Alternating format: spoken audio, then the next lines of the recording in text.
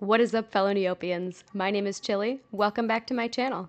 Today we're doing another lore deep dive into one of the most hotly debated, most dramatic, most panic-inducing relationships in Neopian history, the dance of Illusen and Jhudora. And in the background of this video, you're also going to see some gameplay footage of me earning the Magix 2 avatar, so if you have any questions about that game or this lore deep dive, feel free to throw them down in the comments section. Thanks for joining me on this journey, and without any more delay, let's get into it. The enemies to lovers trope has been a staple of storytelling for centuries. It's a mechanism that authors use to create rivalry and tension and a certain kind of chemistry between characters that makes people want to scream at their TV screens, "Just kiss already!" While we do tend to see the trope utilized a lot in romance, at its core, enemies to lovers isn't just about romance. It's about creating conflict and ownership and the fine line between hatred and obsession. The thing that makes it work is the intense balance between a perceived hatred and a secret infatuation that builds over time between two characters.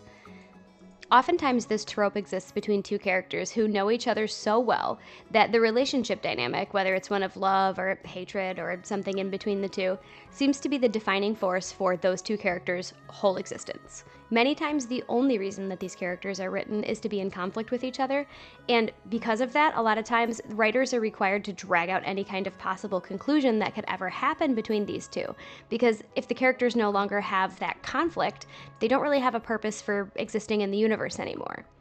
I feel like Illusen and Jhudora fit that dynamic a little bit too well, and I wonder if part of the reason that we've had such a prolonged feud between the two of them is because the writers have kind of painted themselves into a corner.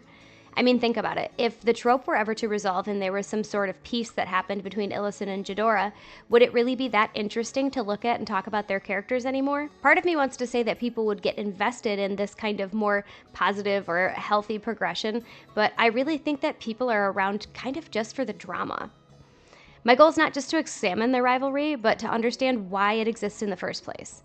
The answer's out there. It's just been buried. And as we know, TNT loves to leave us little breadcrumbs along the way to try to piece things together. So today, we're going to start doing some digging. Let's get into it.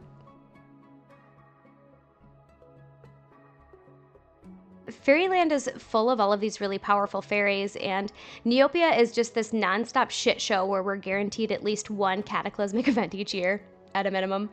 And most of the fairies are out here just like kind of doing their jobs around Neopia, right? They heal the sick, they control the weather, they make sure that the space fairy doesn't have to single-handedly defend us from intergalactic threats like Dr. Sloth. But out of all of these fairies that seem to be doing a lot of work, these two, Illusen and Jhudora, are so locked into their feud with each other that their rivalry has literal game mechanics that are dedicated to preventing you from working with both of the fairies at the same time. You don't see this kind of like animosity exist between fire fairies and water fairies. You don't see Talia like cursing people who dare to take out a quest from the battle fairy. But with these two, if you even think about pledging yourself to Jhudora's cause, Illusen will slam the fucking door in your face.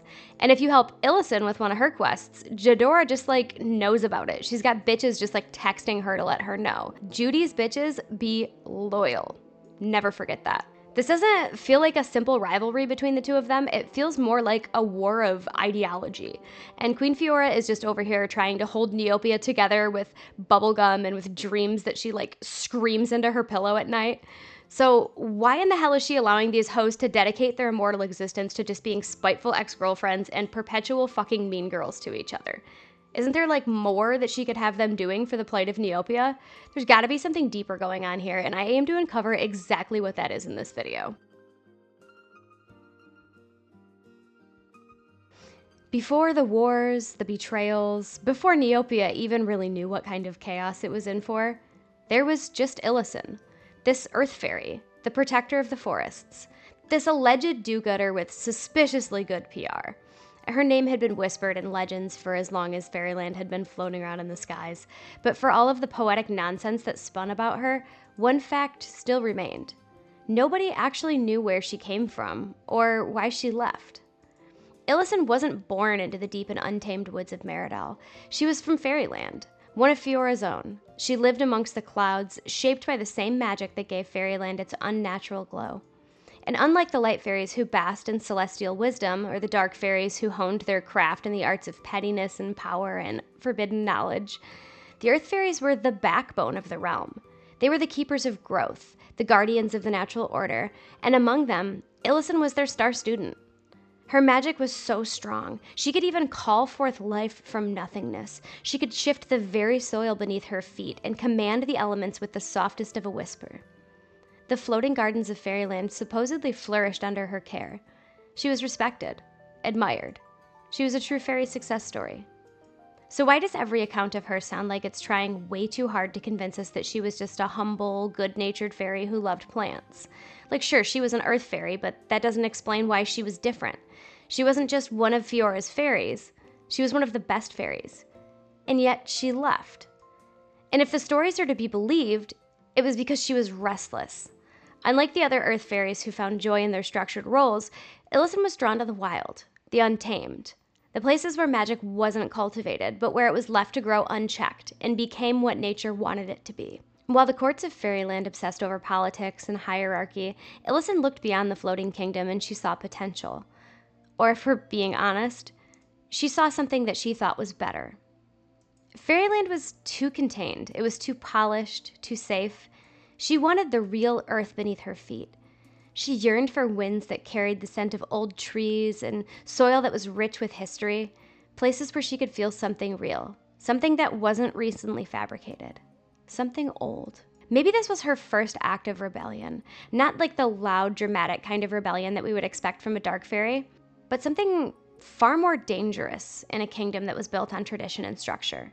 She questioned. Her reputation started to grow. She was powerful, but not the kind of power that made people afraid. She was respected and admired, but she was also watched. And then, without warning, without exile, without any kind of public punishment, she was just gone. Illusen received no formal banishment. There's no record of any kind of a betrayal. Just a sudden absence. One day, she was one of the most gifted fairies in Fairyland. The next, she was in Meridell, setting up a shop in the deepest reaches of Lightwater Forest, like an exiled royal who wasn't technically ever exiled. And then Fiora never called her back. The other fairies didn't go looking for her. Her friends didn't beg her to return. There was no outcry over her departure at all. No desperate attempt to bring her home. Nobody really seemed to care that one of the most powerful earth fairies in existence had walked out of the kingdom and had never looked back. Fairyland just let her go. Fiora just let her go. And if she was so loved and needed by Fairyland, why? And I've never been able to accept that. Fairies don't just leave Fairyland, not without a damn good reason. And the official records are eerily silent on Illusen's departure. But what they don't say, I feel like is just as important as what they do say. Because Illusen wasn't just some rando, like low-tier earth fairy. She had power. She had political standing. She had influence. And she was possibly one of the highest ranking roles within Fairyland's magical structure. She vanished overnight without a trial or a declaration or any kind of dramatic fall from grace from what we've seen from pretty much all of the other fairies that have left Fairyland. So if she had simply just wanted a new life, surely there was like safer and quieter and more luxurious places that she could have gone. And when she resurfaced, she wasn't somewhere where we would expect her. She didn't go to like Coachella or like Brightvale or Altador or any of the kingdoms where you think that a fairy who still held influence would go. She was in this like deep buried part of the forest in Meridell, this land of warriors and warlords and this constant struggle and strife. Nothing about this makes sense to me. If Illusen wanted peace, why would she choose a kingdom that spent most of its existence in conflict? Why settle for somewhere that has no connection to Fairyland whatsoever? Why not go somewhere where she would be safer? This doesn't sound like someone who simply wanted a fresh start. This sounds to me like someone who was running. She's running away from something or someone, and it required her to lie low, to stay out of sight. She's always been portrayed as this fairy of peace and unity, so why does every part of her story scream escape to me? So then that brings us, of course, to Jhudora, the fairy who never left. Before the curses and the rumors, and before Neopia whispered her name like it was some sort of a warning, there was this dark fairy named Jhudora, this looming storm on the horizon that was poised to swallow the light and soak up all of the earth. Her presence alone could send even the bravest Neopians crossing the street to avoid her warpath. And while Illusen's legend is built on her departure, Jhudora is entirely defined by something far more ominous: the fact that she never left. The weight of her presence upon Neopia never faded. It's never been erased from time or written into something more palatable.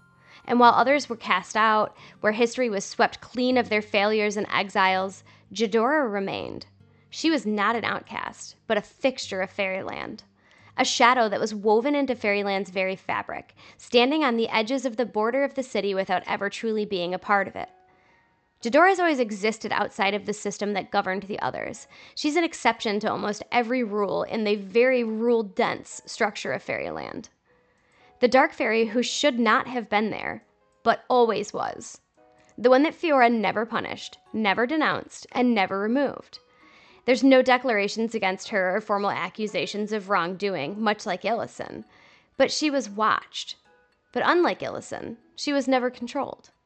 She was feared, but never cast away. Her presence was not just tolerated, but it was accepted in silence, as if the kingdom itself knew that it was too late to do anything about her. Fairyland did not erase her from its history. It left her exactly where she stood. And Jhudora was also born in Fairyland, like Illusen, but not in the soft sunlit gardens where the light fairies spun fortunes or where the earth fairies nurtured the floating forest. She was born in the highest tower where the skies are darkened at dusk. From the beginning, her magic was stronger than it should have been. It carried a sharpness, something that was untamed and unwilling to be molded into the roles that fairies had already prepared. While other dark fairies worked in secrecy, whispering their enchantments in the safety of the unknown, Jhudora was never bothered with that pretense. She practiced her magic in the open, testing its limits and ignoring the boundaries that others seemed to tiptoe around. That defiance left a mark. The dark fairies existed on the edges of fairyland society, never truly outcasts, but never really embraced either. They were cautionary figures. And Jhudora was something more than that. She was a force that refused to be ignored. Power, when wielded in the open, became impossible to dismiss. She understood the inner workings of the systems that controlled Fairyland better than most, but unlike others, she was never bothered to pretend otherwise. She never played dumb. There was no illusion of submission or performance of obedience to the delicate structure of the court. Where others maneuvered quietly, she stood in full view, making badass babe moves. And yet, despite all of that, she still remained. Illusen carved this new life far away from Fairyland's influence, but Jhudora never needed to leave. She claimed her place atop her bluff, this jagged spire at the kingdom's edge, surrounded by an unnaturally green storm that swirled around like this living thing. It was not a home in the way that other fairies had homes. It was more of a boundary. It was a throne that she carved out of necessity, standing between her and the rest of the world. And I feel this is a statement just as much as it is a warning. No one could remove her. No one could force her hand. And through centuries of shifting rule, throughout Fairyland's own rise and fall, she remained exactly where she chose to be. That kind of endurance, that unwavering presence, was the quietest and most undeniable form of power that anybody could ever wield. And she did it right in Fiora's face. For all the lore and all the quests and all the centuries of rivalry, there's one thing that TNT has never told us. What the actual fuck happened between Illusen and Jhudora? We know that Illusen and Jhudora are enemies. That's pretty obvious from the way that they interact with each other. But their feud is so deep that it's quite literally coded into Neopian law. How in the hell has TNT never told us how this started? We have no official explanation. We don't know what's going on with this grand betrayal that was supposedly recorded in the Book of Ages. Just fucking silence. That, of course, hasn't stopped us from filling in the blanks to the best of our abilities. We have no definition of this grand betrayal that was recorded in the Book of Ages. It's just crickets. That, of course, hasn't stopped us from filling in the gaps as best as we can. Theories have spread across the Neoboards, woven into fan fiction, and whispered in the quiet corners of Fairyland as long as I can remember. Some of them are plausible. Some of them are completely unhinged. 3 of these theories stand out the most for me. I think that they're probably the most widely believed and adopted, and so I wanted to go over them today with you. Theory number 1 highlights a power struggle gone wrong. A lot of people believe that Illusen and Jhudora weren't always enemies, but they were rivals climbing the same ladder together at Fairyland's hierarchy. They trained together at the academy, they tested their strengths against one another, and they fought to prove their worth. Illusen, with her immense yet gentle powers, was beloved by the people. And Jhudora, with her sheer magical force and her commanding of fear, people respected her. They believed that both of them were considered contenders for something greater, maybe even to be named as Fiora's successor. But somewhere along the way something happened, and the line was shifted between the two of them. There's a belief that there was some sort of boundary that was crossed, a betrayal, whether intentional or not, that shattered Fiora's confidence in both of them. And in the end, neither of them took the throne. Fiora had to remain in power, and Illusen and Jhudora were both left to deal with the consequences and the fallout of a war that they never truly finished. I like this theory because it does sort of talk about the enemies to lovers dynamic. It brings up the fact that they were cooperative at one point together, and I love the thought of them being students at the Fairy Academy and studying magic together. Theory number 2 is the forbidden spell theory. So this paints a kind of darker picture.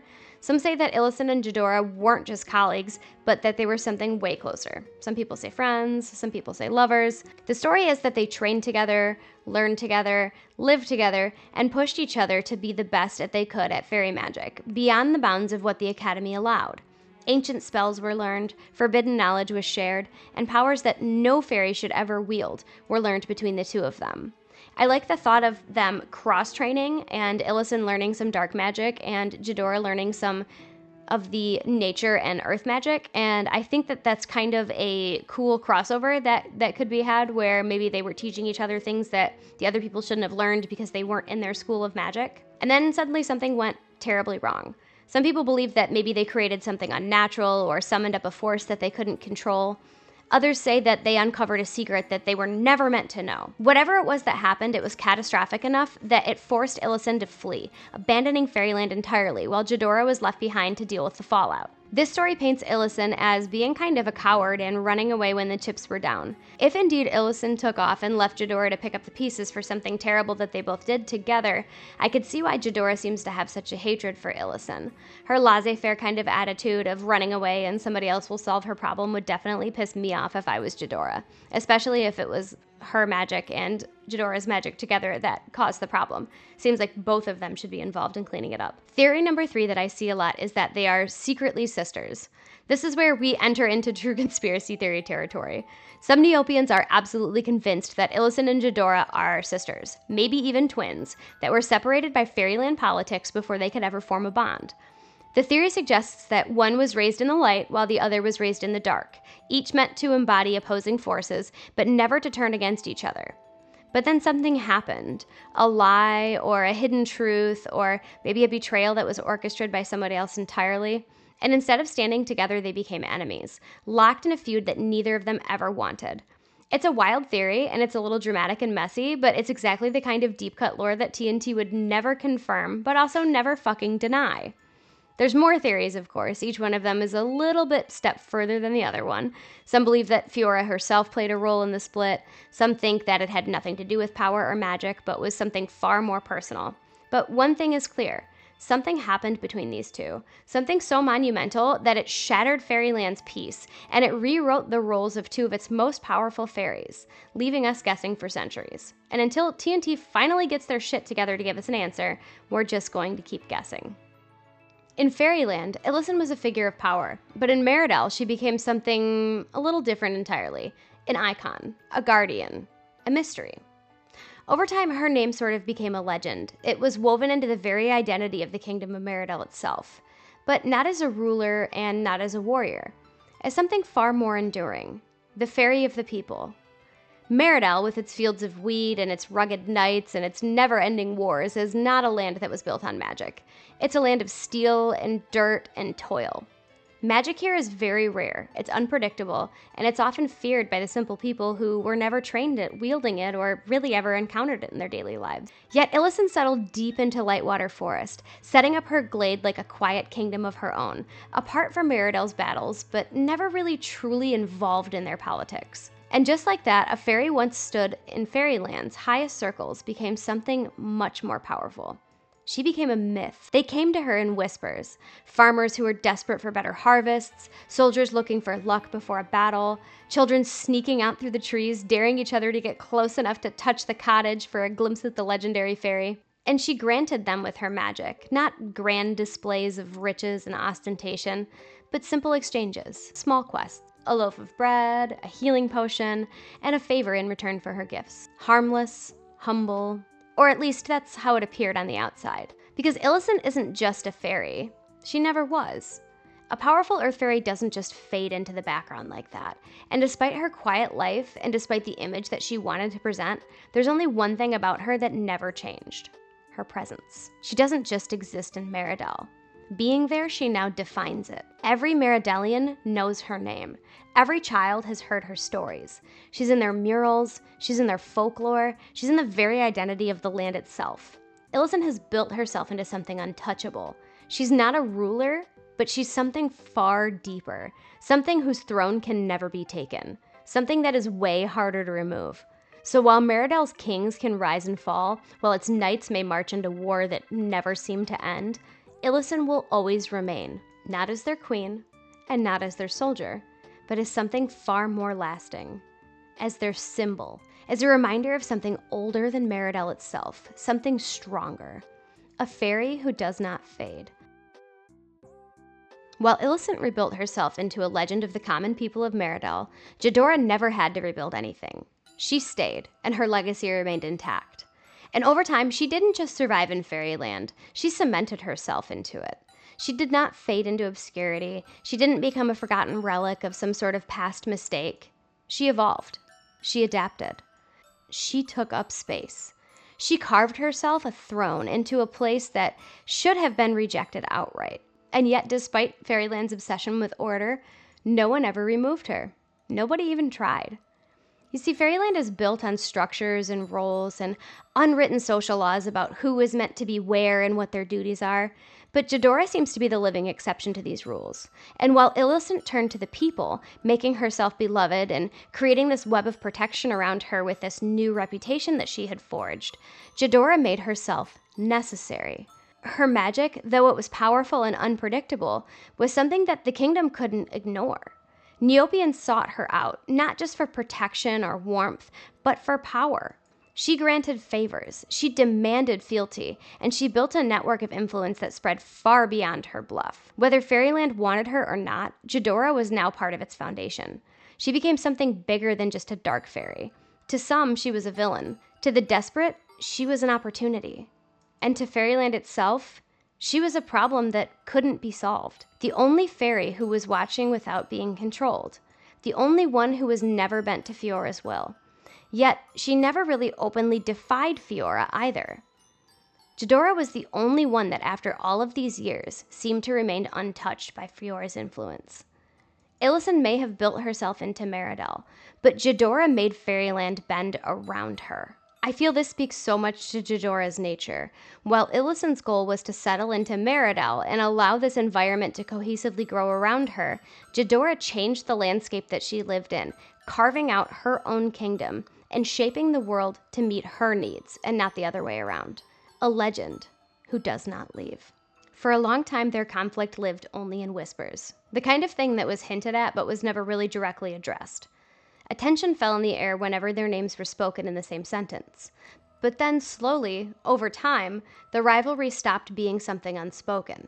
It became Neopian law. It started with a very quiet, sort of passive-aggressive nature to it, with the fairy quests. This wasn't just a professional disagreement.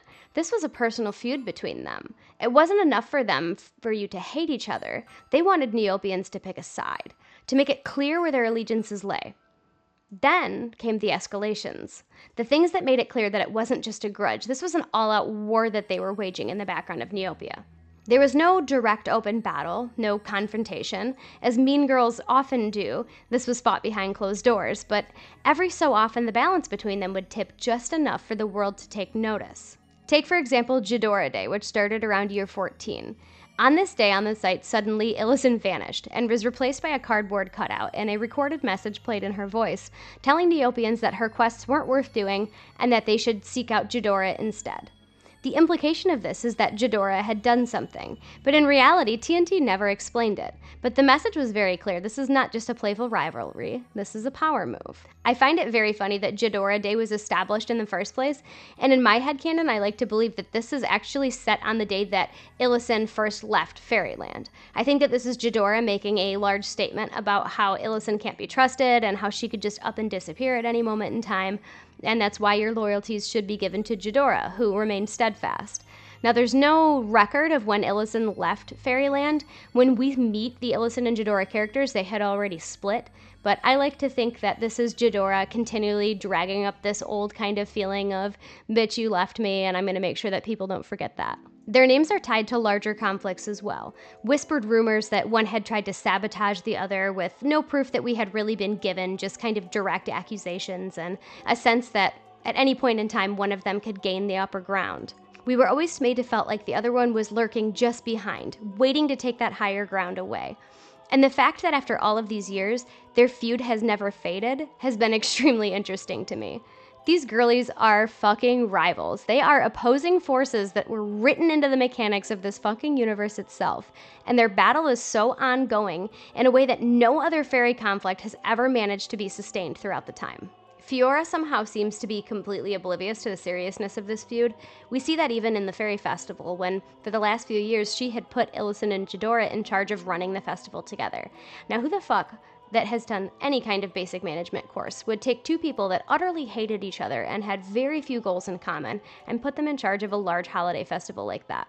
That just tells me that Fiora either does not give a fuck about the people that were going to celebrate the Fairy Festival, or that she has some sort of background information about the feud that exists between these two, and she has some kind of vested interest in trying to make peace between them. For all the lore, all the speculation, all the centuries of rivalry, this is where I would like to lay my cards on the table.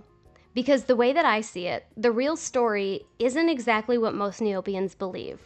In my opinion, the truth for this story has been buried beneath layers of misdirection, and for too long, we've been looking at it in the wrong perspective. Neopia has an unwritten bias against dark-coded characters. The history books tend to paint Jhudora as the villain, this dark fairy who lingers in the shadows, obsessed with Illusen and consumed by some grudge that no one can seem to remember. Illusen, by contrast, is painted as this escapee from this possibly abusive relationship, the one who fled from Fairyland and who refuses to speak of her past because it's just too painful. This assumption has always been that Jhudora was in the wrong, right? That she was the danger to Illusen and that Illusen was running from that danger. But the facts don't really align with the version of events that we've been given. Jhudora remained in Fairyland for one, untouched by exile, never punished, never cast out. Illusen, however, disappeared overnight, retreating into the forests of Meridal like someone who could no longer exist in a world that she once knew. Something must have happened in Fairyland, something dangerous enough that it demanded silence. That's why there couldn't be any kind of exile or war, just an absence that nobody dared to ever explain or question.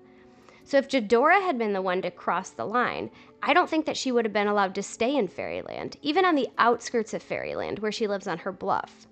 Fairyland doesn't really tolerate threats to its order. We've seen that with the Omelet Fairy, who literally got kicked out for stealing a fucking healing potion. Like, they Jean Valjean'd her ass and kicked her the fuck out. What do we think that Illusen would have to do to be able to get this kind of treatment?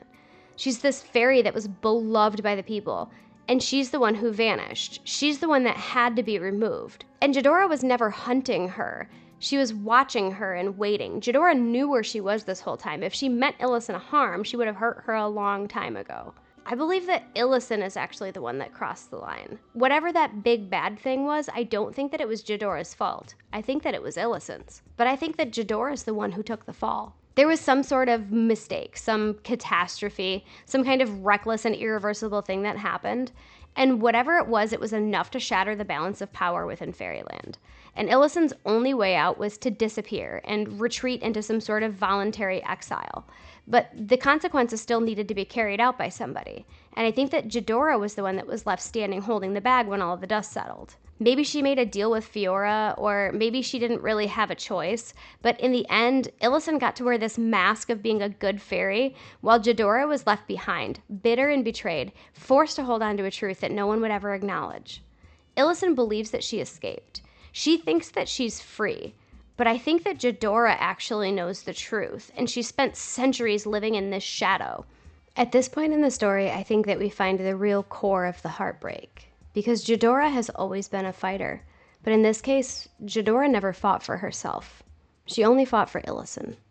She fought to keep the balance, to clean up the mess they made together, and when Illusen vanished into the woods and got to rebuild herself as this champion of nature and savior of the people, Jhudora stayed behind, shackled to the weight of a crime that she didn't commit alone.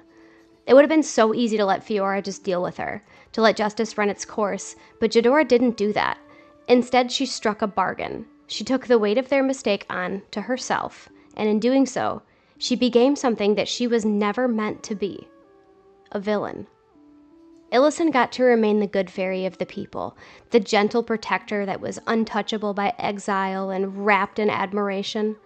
But Jhudora became a warning, a cautionary tale whispered through the halls of fairyland, a name that even the bravest Neopians speak with hesitation. But for all of the fear, all of the suspicion, she never broke the rules. She never lashed out. She never once gave Fiora a reason to strike her down. And despite the hatred that I'm sure that Jhudora feels from being under this fucking dictator's boot, she knew that she never could break that. Not without risking everything that she had already sacrificed. Illusen may have run, but Jhudora was the one that truly got trapped. Not because of what she had done, but because of what she refused to do. She could have told the truth. She could have exposed Illusen for what she was, reckless, selfish, willing to burn the world down if it meant getting what she wanted. But she didn't. Instead, she stayed. She took accountability. She let Fiora believe that whatever Illusen's lie was that she spun to cover her tracks was true. She let herself become the villain of the story so that Illusen could remain the people's beloved fairy. She let herself become the villain of the story so that Illusen could remain the people's hero and be beloved in their hearts, and above all so that Fiora wouldn't hunt her down and force the truth from her lips. Illusen got to run free. She got to start over. She got to pretend that none of this ever happened. But Jhudora got kept on a leash, watched, controlled, treated like she was so dangerous that she had to be contained, because Fairyland had to believe that there was still a threat out there. And Jhudora let them, because the alternative was worse. Jhudora never asked for redemption. She never fought for forgiveness. What was there left to forgive? She was the only one that had done the right thing at the end of the day. She had given up her freedom, her autonomy, and her future for a fairy who didn't even look back. But if Illusen thinks that she's free, she's wrong, because Jhudora still is in the waiting. She's just waiting for the day that Illusen finally is forced to face what she did. And when that day comes, Jhudora's not going to need to take revenge. She won't even need to lift a finger. She just will simply watch as Illusen's own lies finally catch her, and her house of lies comes crumbling down around her. Thanks so much for watching my video today. Let me know in the comments what you think about the Illusen and Jhudora feud. Who do you think is the mastermind of this? Who do you think is the real victim? I'd love to know what you think about this story. Also, if you have any questions for me about the Megax 2 avatar that I got in the background of this video, feel free to ask. It's a pretty easy game to play. Essentially, you just fly around and you shoot the living fuck out of people until you get up to the accumulated score. Let me know if there's anything else that you would like me to cover in future lore videos, or if there's any games that you want me to go over. And until next time, life gets crazy out there. Stay chilly, my friends. Bye-bye.